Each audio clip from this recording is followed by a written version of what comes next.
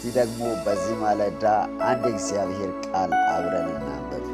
የሐዋርያው ጳውሎስ መልእክት ወደ ኤፌሶን ሰዎች ምዕራፍ 5 ቁጥር 3 እና 4 እናነባለን። እንዲህ ይላል፣ ለቅዱሳን እንደሚገባ ግን ዝሙት፣ ርኩሰት ሁሉ ወይም መመኘት በእናንተ ዘንድ ከቶ አይሰማ።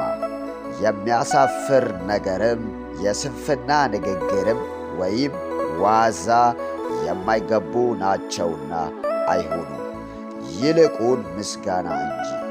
ይህን እወቁ፣ አመንዝራም ቢሆን ወይም እርኩስ ወይም የሚመኝ እርሱም ጣዖትን የሚያመልክ በክርስቶስና በእግዚአብሔር መንግሥት ርስት የለውም